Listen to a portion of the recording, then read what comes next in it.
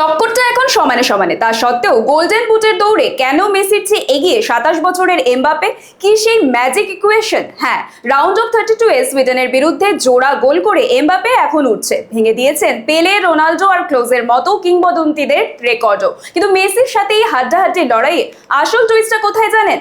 অঙ্কটা খুব সহজ। এমবাপে শুধু গোল করেনি, সতীর্থদের দিয়ে দুটো করে গোল করিয়েছেন, অর্থাৎ তার ঝুলিতে আছে দুটি অ্যাসিস্ট। অন্যদিকে মেসি 6টি গোল করলেও কোনো অ্যাসিস্ট করেননি। আর ফিফার নিয়ম অনুযায়ী গোল সংখ্যা সমান হলে যার অ্যাসিস্ট বেশি সেই এগিয়ে।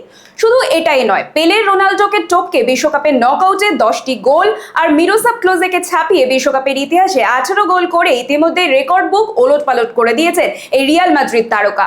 তবে টুইস্টটা অন্য জায়গায়। যদি টুর্নামেন্ট শেষে দুজনের গোল আর অ্যাসিস্ট দুটোই সমান হয়ে যায়, তখন দেখা যাবে কে মাঠে কম মিনিট খেলেছেন। আপনার কি মনে হয় এবার গোল্ডেন বুট কার মাথায় উঠবে? মেসি নাকি এমবাপ্পে নাকি অন্য কেউ? কমেন্ট করে জানান এখনই। বিশ্বকাপ ফুটবলের নানান মুখরোচক আপডেটের জন্য এখনই ফলো করুন হিডেন স্টোরিজ নিউজ।